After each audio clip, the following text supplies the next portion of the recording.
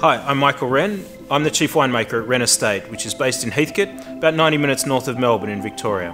I'm here today to introduce our rosé. Our rosé is made from Merlot, and our Merlot vineyard, the grapes that come from our Merlot vineyard, are award-winning grapes, mainly for our red wine, but they also produce wonderful fruit for rosé. I like to use Merlot for rosé for a number of reasons. Firstly, Merlot has a soft, juicy mid-palate. That's really what you're looking for in rosé. Rosé has a different structure to red wine. It doesn't need the tannin, it doesn't need the oak. It should be soft, it should be pretty, it should be smooth and easy drinking.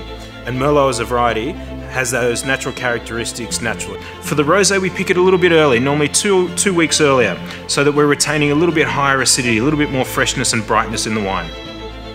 Once we pick it, we take it into the winery, we crush and destem it, and then I put it into the press, and we leave it in the press sitting there with the liquid and skins in contact with each other for around 12 hours. I'll turn the press a few times during this just to help pick up a little bit of texture, a little bit of flavour, and a little bit of colour.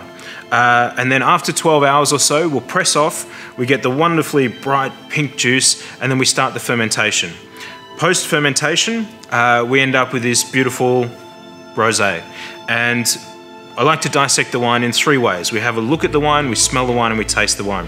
When we look at the wine, especially important in a rosé, it needs to have that fresh, bright, soft pink and little hint of orange character to it, which this wine does.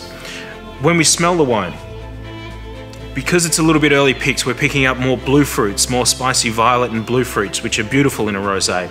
There's also some red fruit characters in there, some cranberry and some soft cherry, which sit beautifully with the blue fruits. So a really nice, complex and very pretty nose.